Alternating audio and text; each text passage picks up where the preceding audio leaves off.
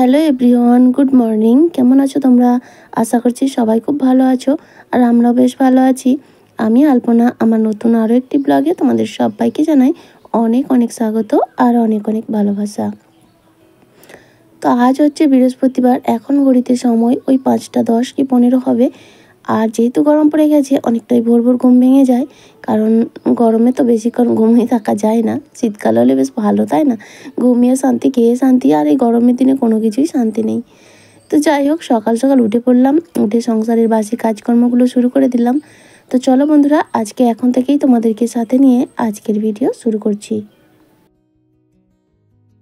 এখন যেহেতু মেয়ের সকাল স্কুল হচ্ছে, তাহলে আরও তাড়াতাড়ি উঠতেই হয়, আর তারপরে জলটাও না তাড়াতাড়ি দিয়ে দেয়, ওই 5:30 নাগাদ জলও দিয়ে দেয়। সেক্ষেত্রে তো তাড়াতাড়ি উঠতেই হয়, আর বাসি ঘরে কাউকে কোথাও যেতে দেওয়াটা ঠিক নয়। সেই জন্য সকালবেলা উঠে আগে অন্তত ঘর দুয়ারটা ঝাড় দিয়ে দিই, বাইরটাও ঝাড় দিয়ে দিই আর কি। তো সেটা করে নিয়ে তারপরে দেখো মেয়েকে রেডি করে স্কুলে পাঠিয়ে দিয়েছি। ও সকালে একটু ছাতু করে দিই, আর তারপরে টিফিনে কেক নাহলে বিস্কিট এসব দিয়ে দিই। সকালে কোনো ভারী টিফিন করা যায় না, তো চলে আসবে 9:30টায়, ছুটি হয়ে যায় সেই কারণে আর কি। তো টিফিনটা বানাতে হয় না, সেক্ষেত্রে সুবিধাও হয়। তো এর মাঝে কিন্তু মেয়েকে রেডি করে ওকে স্কুলে পাঠিয়ে দিয়েছি। আর আজকে পাশের বাড়ির যে মেয়েটা যায় তার সঙ্গে গেছে, কারণ তোমাদের দাদাভাই নাইট করে এসেছে, তো 4টের সময় ঘুমিয়েছে, তাই ওকে আর ডাকলাম না, ওদের সঙ্গেই পাঠিয়ে দিলাম। আনতে যাবে ও। তারপরে মেয়েকে পাঠিয়ে দিয়ে আমি চলে আসলাম বাসনগুলো মাজতে। অনেকগুলোই বাসন জমা হয়েছে। তো এবার টুকটুক করে আমি সংসারের কাজগুলো করব। এখন আর চাপ নেই। বেলাতে স্কুল থাকলে কি হয়, সকালবেলা বাসি কাজকর্ম কমপ্লিট করেই আমাকে রান্নাটা তাড়াহুড়ো করে বসিয়ে দিতে হয়, সেক্ষেত্রে রেস্ট হয় না। আর সকাল স্কুল হলে একদিকে ভালো, এই যে সকালে স্কুলে পাঠিয়ে দিয়ে এবার আমি টুকটুক করে, মানে কোনো তাড়াহুড়ো নেই, ধীরে ধীরে কাজগুলো কমপ্লিট করে তারপরে একটু রেস্ট নিতে পারি। রান্না সেই বেলাতে করি, তবে বেলাতে রান্না করলে একটু গরমও হয়, কিন্তু সকালবেলা রান্না করলে একদিকে যেমন সুবিধা, সেরকম প্রচণ্ড তাড়াহুড়ো করতে হয়, আর তো একার তো সব কিছু, সেই জন্য। তো সব কিছুরই সুবিধা অসুবিধা আছে, যাই হোক যখন যেমন পরিস্থিতি আসে তখন সেইভাবেই করতে হয়। এখন পরিস্থিতি বেলাতে রান্না করার, এখন বেলাতেই রান্না করি আর কি। তো দেখো বাসনগুলো মাজা হয়ে গেছে, এখন বাসনগুলো চটপট ধুয়ে নেব। ওদিকে কিন্তু জল টল সমস্ত কিছু ধরে নিয়েছি, মানে খাওয়ার জল, রান্নার জল, সমস্ত বাথরুমের জল, এখানে ড্রাম ভরা সমস্তটাই করে নিয়েছি। তো চলো এখন বাসনগুলো চটপট ধুয়ে নিই। যেমন তেমন করে কাজ করতে আমার একদমই ভালো লাগে না। একটা কাজ করব যেন সুন্দর পরিষ্কার পরিচ্ছন্ন হয়, যেন দ্বিতীয়বার তাই সেটাই কোনো কাউকে হাত দিতে না হয়, বা সেটা দেখে যেন কেউ না বলতে পারে যে তুই কী করেছে।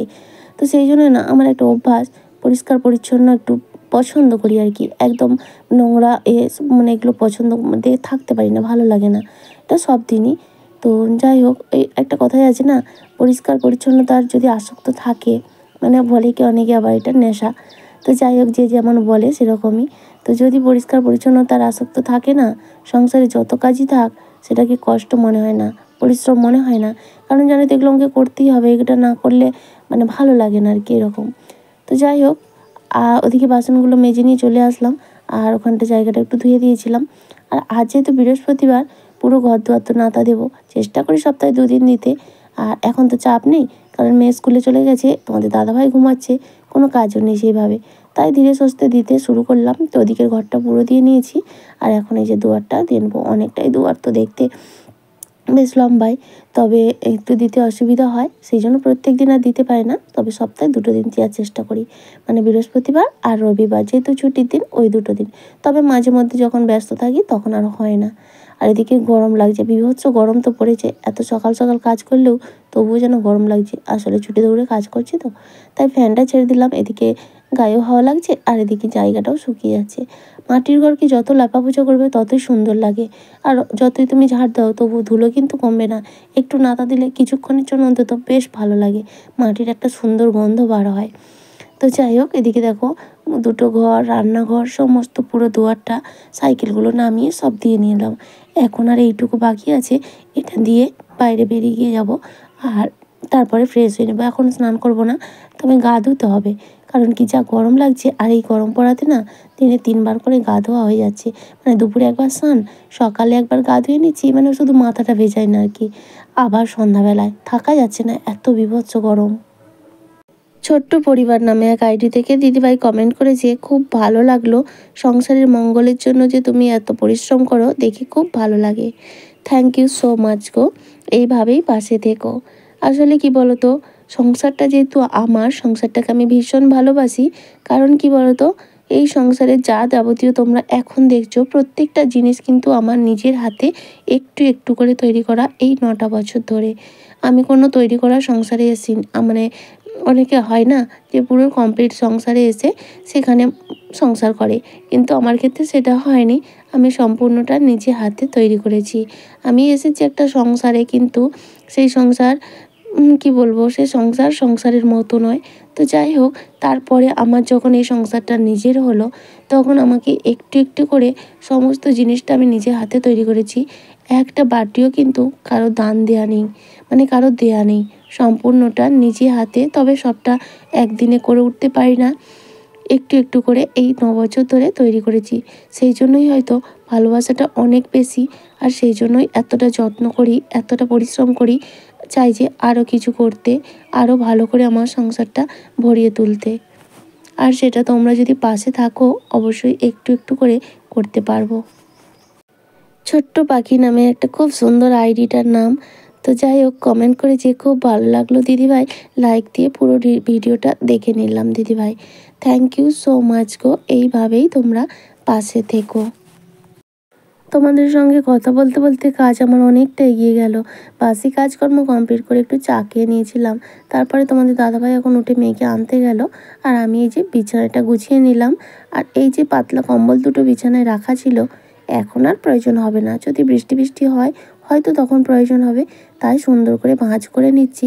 এখন এটা আলমারিতে মানে শোকেসে রেখে দেবো, কারণ বিছানায় ইজিবিজি রাখলে না একদমই ভালো লাগে না। তবে রাখতে হতো, যেহেতু রাতের দিকে ঠান্ডা লাগতো তখন।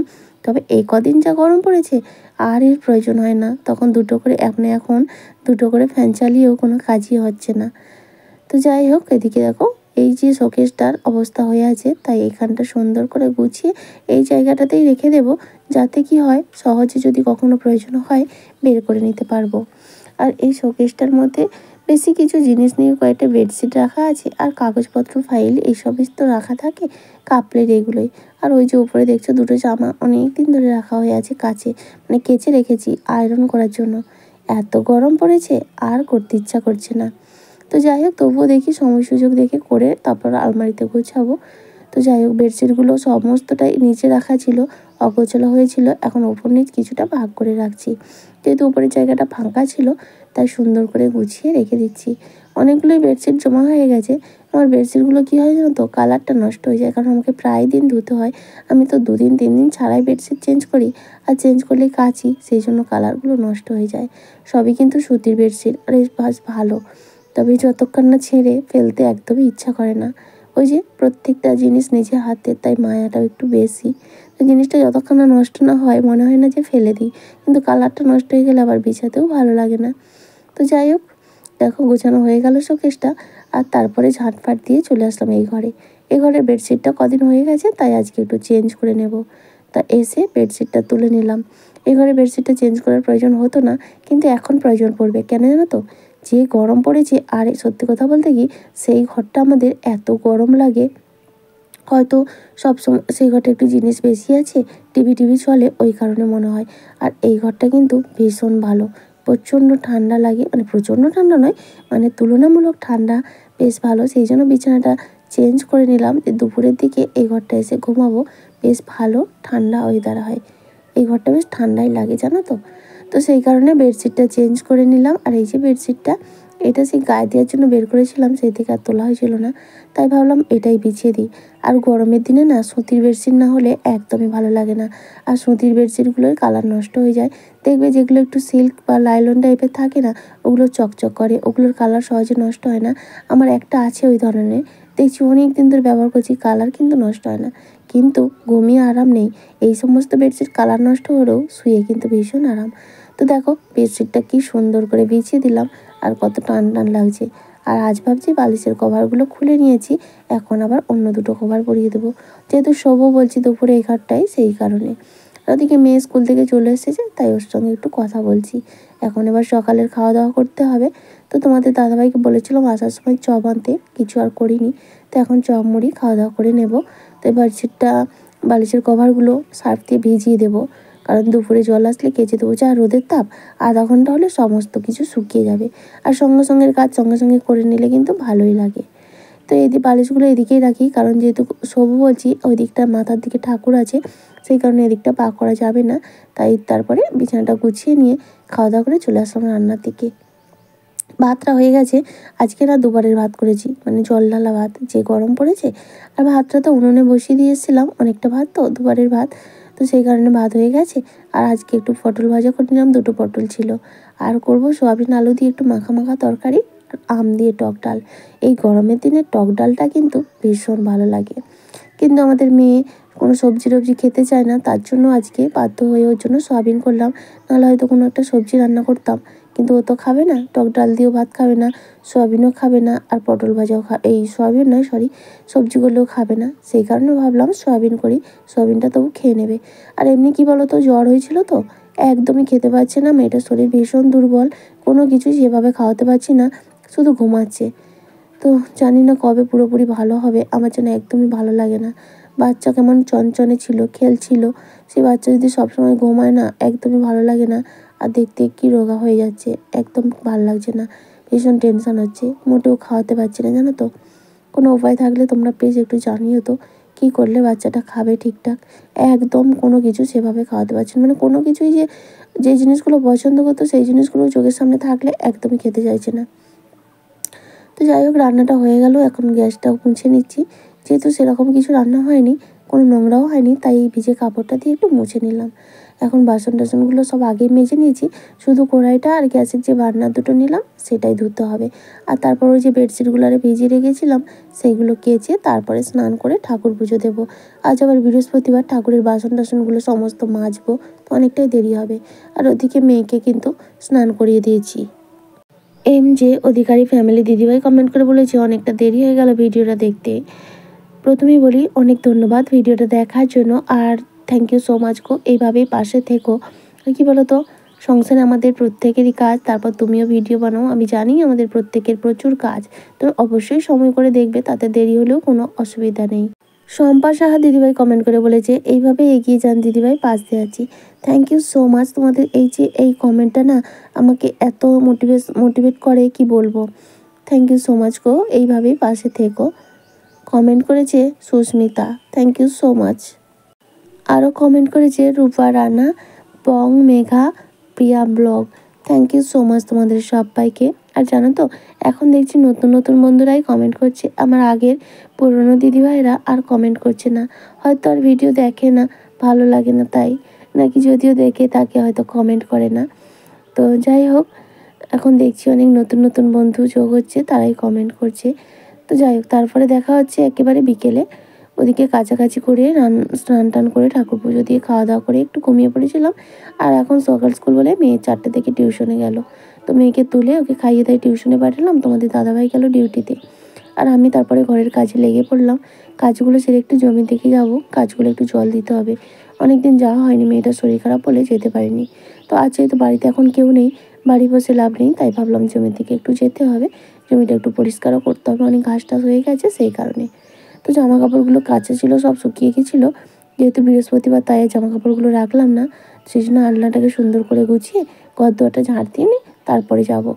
তো আজ আর সেরকম বিকেলে তো কোনো কাজকর্ম নেই, তো অনেকটা সময় পাওয়া যাবে। মেয়ে সেই 4:30, মানে এখন গেছে টিউশন, আস্তে আস্তে প্রায় 7:30 বেজে যাবে। আর তোমাদের দাদাভাই আসবে ওই 8:30। আর রান্না তো নেই, জল ঢালা ভাত করেছি, ওই একটু ডিম ভাজা বা আলু ভাজা এরকম কিছু করে নেবো আর কি। তো সেটা অসুবিধা নেই, রান্নাবান্নাও নেই, চাপ নেই, তাই অনেকটা সময় পাওয়া যাবে। বেকার এই সময়টা নষ্ট করে লাভ নেই, তাই না?